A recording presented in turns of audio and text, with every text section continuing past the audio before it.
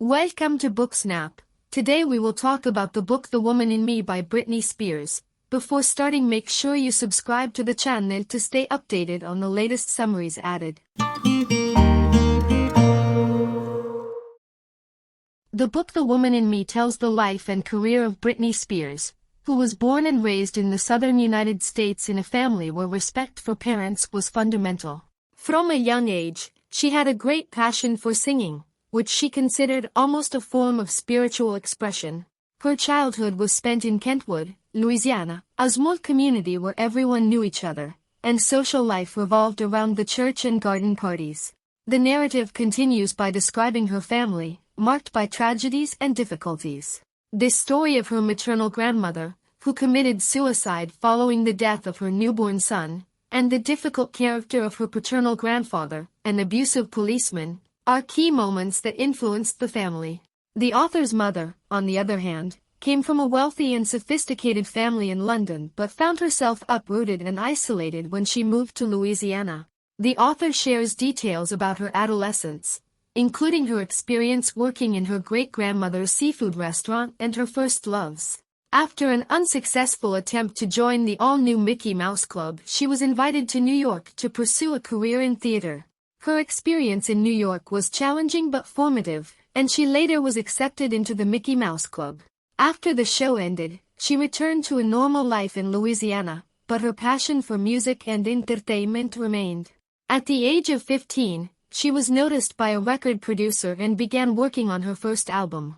This event marks the beginning of her professional music career, a significant turning point in her life. The creative process behind the making of the album is described as a journey of artistic and personal discovery for Britney. During the recording sessions, she experimented with various styles and genres, collaborating with producers and songwriters to create a sound that reflected her identity and artistic aspirations. This period is characterized by long hours in the studio, where Britney learned to perfect her voice and express her emotions through music. Particularly significant is the creation of her debut single, Baby One More Time, a song that would become iconic and define her career. The making of the music video is another crucial aspect, as it represents Britney's first major foray into the world of visual media. The video, with its distinctive style and captivating choreography, was carefully planned to capture the essence of the song and introduce Britney to the world as a new pop star. The preparation of the video includes specific stylistic choices, such as wardrobe and set design, and intense dance rehearsals and practices to ensure that every movement and expression contributes to the overall visual impact. The attention to detail and energy put into this project reflect Britney's desire to make a strong initial impression in the music industry. This phase of Britney's career is a period of growth, discovery, and self-affirmation, during which she transforms from a young girl with a dream into one of the world's most recognized pop icons. The book continues with the author's research to success, her experiences on tour, and her personal relationships, especially with Justin Timberlake. The narrative highlights the challenges of fame, the pressure of public image, and relationships within the music industry. The story goes on to describe her joy at the success of the album In the Zone and the single Toxic, for which she won a Grammy.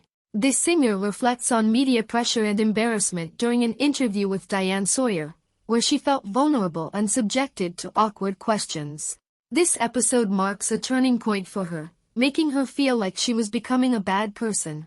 The text continues to describe her personal life, including a vacation in Las Vegas with Paris Hilton and a sudden marriage that lasts only 55 hours before being annulled. The singer talks about her struggles with fame and success, her relationship with her family, and the pain of losing her privacy.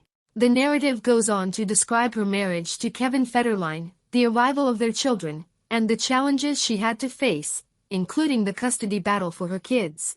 The author speaks about her struggle with postpartum depression, her desire to protect her children from paparazzi, and her difficulty in managing media pressure. The author tells of the period when she taught dance to children in Las Vegas and Los Angeles, finding joy and healing in their company and innocence. She describes an incident where she accidentally hit a girl during a lesson and gave the girl one of her favorite rings as an apology. Britney faces the challenge of getting out of the conservatorship, suing in 2014 due tuer faderesse misconduct and alcoholism, but without success. She discusses how her love life fell apart because of this situation and how she regained confidence and passion by working with songwriters Julia Michaels and Justin Tranter for her album Glory. Her relationship with Hizam Asghari begins on the set of the Slumber Party music video, but her life is complicated by further treatments imposed by her father and Alcoholics Anonymous meetings. Britney describes the control exerted over her life during the conservatorship, including strict schedules and limitations on her performances in Las Vegas. She talks about her desire to change the show and perform with new songs, but it is constantly denied to her. She discusses the pressure of working tirelessly and the lack of creative freedom, which led to a sense of burnout and the loss of joy in performing.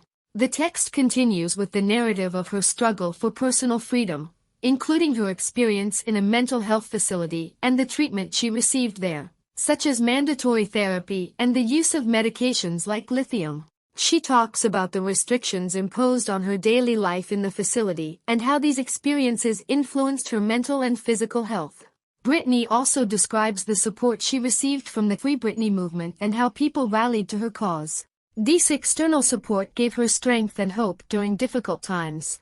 The document ends with Britney talking about her healing process, finding her own voice, and asserting her independence despite ongoing challenges.